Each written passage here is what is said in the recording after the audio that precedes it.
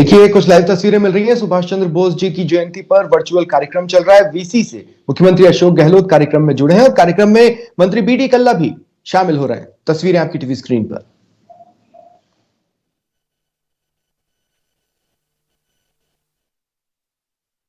उसके बाद की परिस्थितियों में नेताजी की धारा अलग होती है।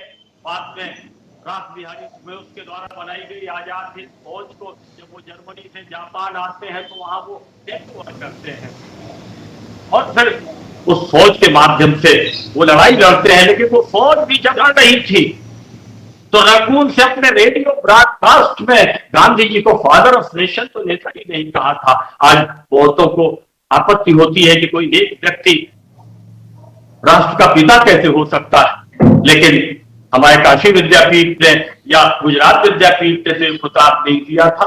ये खिताब तो नेताजी ने दिया था, जिनसे गांधी जी के मतभेद भी माने गए, लेकिन उनके मतभेद नहीं थे। इसलिए गांधी जी को वो पूरा भाषण उन्होंने समर्पित किया था। इन महानायकों के बीच एक दूसरे के बीच आस्था थी, विश्वास था, भरोसा था, क्योंकि उन सब की नीयत साफ थी, उनका लक्ष्य बिल्कुल साफ था और उनका एकमात्र जो मंसूबा था, संकल्प था, वो भारत की स्वतंत्रता के संघर्ष के लिए था। और 1942 में गांधी जी ने पूरी तैयारी के बाद व्यक्तिगत सत्याग्रह आंदोलन के बाद फिर श्रीगंगानगर और मेड़ता सिटी में सर्वधर्म सामूहिक विवाह सम्मेलन का आयोजन किया गया। कार्यक्रम में वीसी के जरिए मुख्यमंत्री अशोक गहलोत भी जुड़े। पीसीसी चीफ गोविंद सिंह डोटासरा भी आयोजन में मौजूद रहे।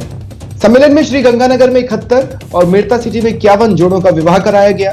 सीएम ने नवविवाहित जोड़ों को पूरे प्रदेश की ओर से बधाई दी। कहा, देश में अमीरी गरीबी का गैप ज्यादा है जो कम होना चाहिए।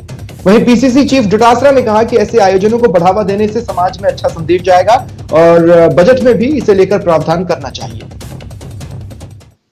मैं उन तमाम कन्याओं को, उनके होने वाले पति को अपना आशीर्वाद देता हूँ। जरूर भी बात की, अभी महाराज साहब कह रहे थे और ठीक कह रहे थे सज्जन दास जी महाराज साहब और अकरम साहब कि सादगी से शादी करना बहुत बड़ी मैं समझता हूँ कि समय की जरूरत भी है और हमारी प्रतिबद्धता शो करती है समाज के लिए, गरीब के लिए, पिछड़ों के लिए। क्योंकि हर व्यक्ति की स्थिति वो नहीं होती है कि आप बड़ी बड़ी शादियाँ करें, बड़े बड़े रिजॉर्ट में, होटलों में, देश विदेश में जाके शादियाँ करें। हर एक व्यक्ति की स्थिति नहीं होती है और आप जानते हैं कि इस देश के अंदर गरीबी और अमीरी का जो गैप है वो बहुत बड़ा गैप है। वो गैप भी कम होना चाहिए जिससे कि गरीबों का कॉन्फिडेंस बढ़े। नवयुवकों को, ऐसे लोगों को आपने आशीर्वाद देने के लिए अपना समय निकाला, ये बहुत बड़ी बात है। निश्चित रूप से इसको हम सबको प्रेरणा मिलेगी।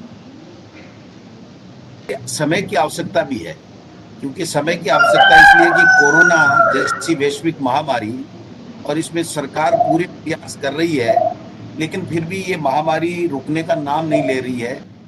ऐसे समय में अगर हम दोनों तरफ से, एक तरफ हम भीड़ को भी कम कर सकते हैं, एक तरफ हम खर्चे को भी कम कर सकते हैं, तो अगर इस परिपाटी को, इसको आगे बढ़ाया जाएगा तो मैं समझता हूं कि बहुत ही अच्छा होगा।